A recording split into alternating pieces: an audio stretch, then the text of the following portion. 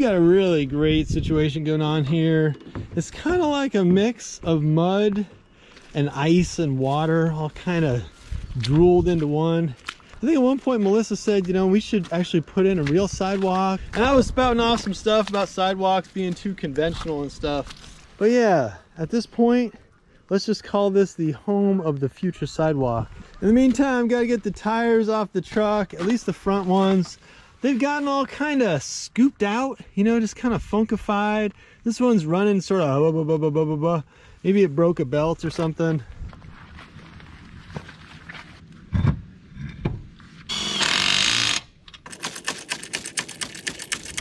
This is really definitely the way you want to do it. Just plenty of mud and stuff. We got the new bad boys. These were hard to find on the interwebs.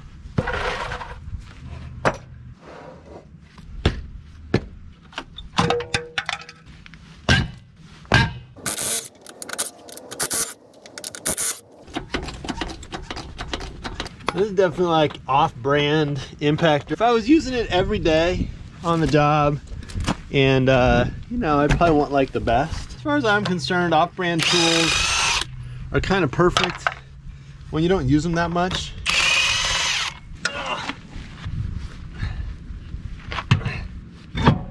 All right, two things. Number one, I got some kind of wacky growth on my eye, so I'm supposed to wear sunglasses for the next while. I don't know, forever, to keep the UV light off the eyes. So sunglasses. It's not even really bright out, but I'm wearing them. Number two, I've been thinking about this weird moment, and this is a long time ago. This would have been like when I was little, 5 years old or something. My dad took me camping. We were back in this like wilderness area, and he couldn't start a fire.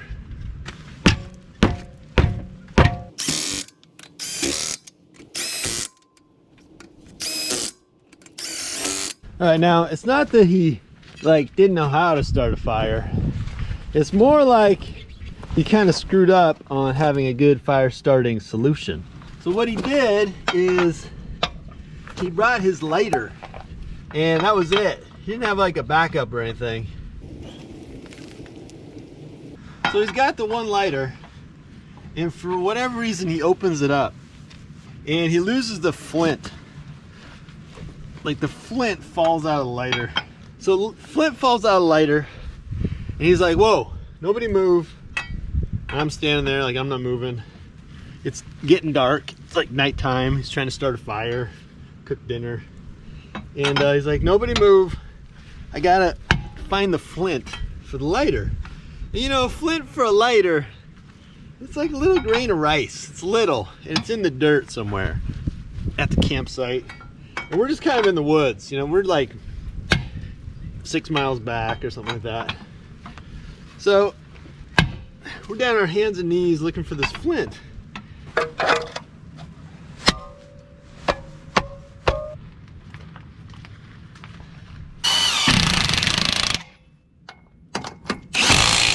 I'm only putting 3 lug nuts on this wheel, not because I'm looking to live dangerously or anything like that. I just got some more stuff planned, and that guy's got to come back off.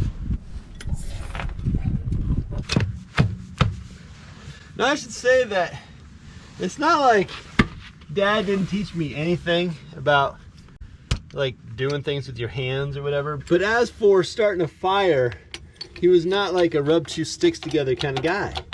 Like for whatever reason, he just brought a lighter. One lighter. We're back there, you know, no backup, no matches, no second lighter, no extra flint, nothing like that. Just a lighter. All right, so what happens? We got no fire. Flint is on the ground somewhere, and we're just kind of looking, you know, we're just like looking around on the ground. And after kind of freaking out, I think he was more freaked out than I was, because I didn't really realize the repercussions of not having a fire. You know, no dinner and all that. He finally, down in the dirt on all fours, he finds the flint.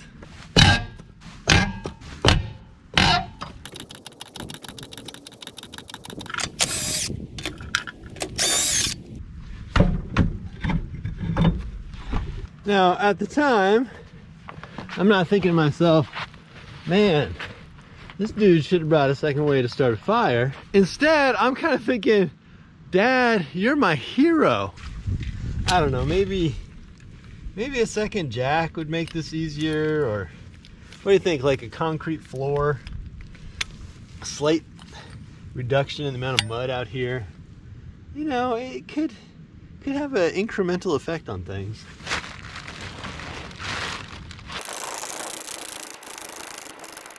Now, on the other hand, you gotta wonder if there's some people who just kind of like crawling around in the mud. Maybe they were conditioned as a young child, and to get stuff done, you had to crawl around in the dirt. Hit a nut. Oh, yeah.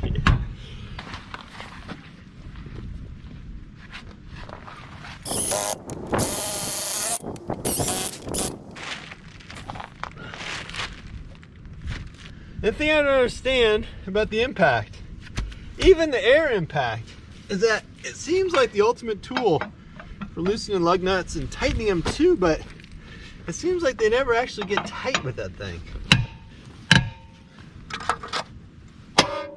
The back, we got one off, and then we got one kind of on.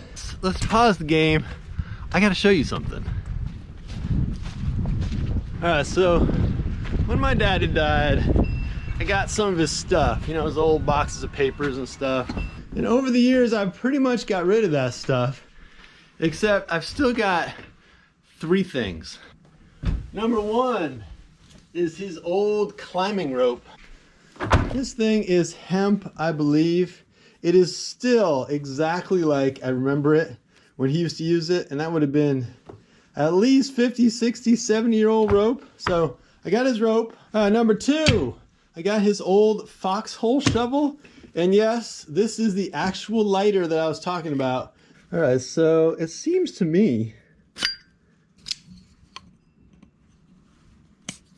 this lighter has been sitting for quite a while, but it's not like a sensitive piece of electronic or something.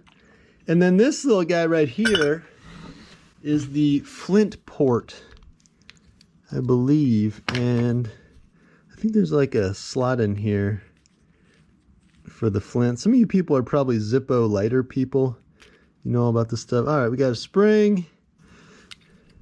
And then look at there, just like in the old days, there's just a little piece of flint, just a little guy. So I got some new flints. They come in this funky little pack. Kind of like it. And seeing this little pack made me think of how easy it would have been for him to have brought an extra flint. But anyway, that's the flint. I'm gonna slide it down the tube, put this guy back in, and let's just see if we can start that fire.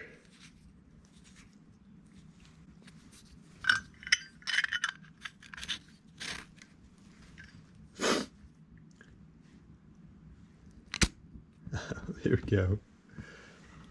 At least 40 years old, maybe 50 or 60. Seems like it still runs pretty good. But check this out. Before I do anything else, I'm going to do what he should have done back in the day. Just the simplest of little things. This is like where all the fuel goes. I'm just going to put an extra flint in there. Just, you know, just so there's another one on board. Just thinking, man, if you would have had a second flint that day, things would have been so much easier.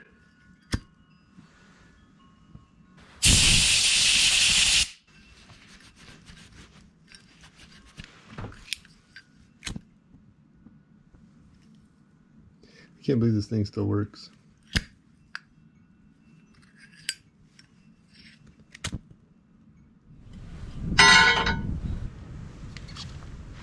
Place the override A onto the top of the air spring. See what you can find in here. I thought that was completely bad.